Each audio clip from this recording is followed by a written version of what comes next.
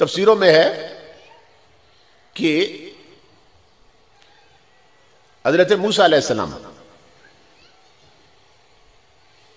کے ساتھ فرعون نے جب ٹکر لی تو فرعون کو خدا ماننے والا ایک جوان وہ نقالی میں بہت ماہر تھا، دوسروں کی نقل اتارنے میں بہت ماہر تھا. اسے کافروں نے کہا، ساتھیوں نے کہا، انہوں نے کہا کہ کبھی موسیٰ علیہ السلام کی بھی نقل اتار، کبھی ان کی بھی نقل اتار. اس نے کہا پھر اس کے لیے تھوڑا سا انتظار کرنا پڑے گا تمہیں. میں پہلے ان جیسے کپڑے بنوا لوں، ان کی طرح زلفیں رکھ لوں، ان کی طرح داڑھی رکھ لوں، اور ان کی طرح پہلے وہ ڈنڈا تیار کر لوں، عصائے موسوی، پھر میں ان کی نقل اتاروں گا، پورا لباس پہن کر ان جیسے اور شکل و صورت ان جیسی بنا کر. انہوں نے کہا ٹھیک ہے. مہینہ 2 مہینے لگ گئے، اسے پورا لباس بن گیا، داڑھی آ گئی، زلفیں آ گئی. سارے کافروں کو ایک جگہ پہ اکٹھا کر لیا، اس نے خود اونچی جگہ پہ کھڑا ہو گیا، کہنے لگا آپ میری طرف دیکھو، میں موسیٰ کی نقل اتارنے لگا علیہ السلام. اب جس طرح موسیٰ علیہ السلام ہاتھ اٹھاتے تھے تقریر میں، اسی طرح وہ ہاتھ اٹھانے لگا، جیسے ان کی ادائیں تھی وہ ایسے کرنے لگ گئے، ان کی طرح آواز نکالنے لگا. ادھر وہ نقل اتار رہا تھا، کافر تھا، فرعون کو خدا مانتا. ادھر اللہ رب العزت نے آواز دی فرشتوں زمین کی طرف دیکھو، کیا ہو رہا ہے زمین پر.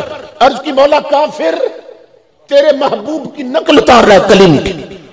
اللہ نے فرمایا فرشتوں گواہ ہو جاؤ، مجھے اپنی عزت کی قسم، جب فرعون اور اس کے لشکر کو میں غرق کروں گا تو اسے نہیں ڈوبنے دوں گا. کیوں کہ اس کے جسم پر میرے پیارے کی ادا اتر چکی ہے.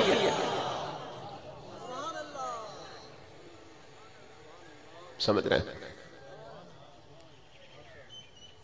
کیوں؟ اس لیے اس نے میرے پیارے کی نقل کر لی. تو کہا سارے ڈوبیں گے مگر اسے نہیں ڈوبنے دوں گا.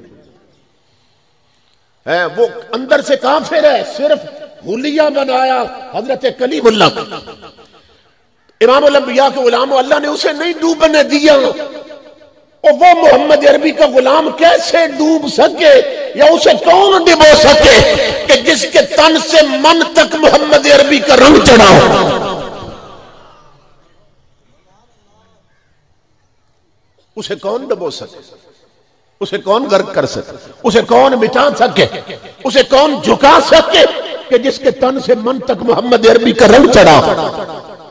اور جس کے تن سے من تک رنگ چڑھا تھا، دنیا نے دیکھا وہ ویل چیئر پہ بیٹھنے والا جسے دنیا امیر المجاہدین کہتی ہے، جسے دنیا خادم حسین رضوی کہتی ہے، جو جیا تو محمد مصطفیٰ کے لیے اور مرا تو رسول کی حرمت کے لیے، جس پر حکومتی گنڈوں نے گولیاں چلائیں، جس کے ساتھیوں کو شہید کیا، جس پر شیلنگ کی گئی، جس کی تحریک کو دبانے کی کوشش ہوتی رہی.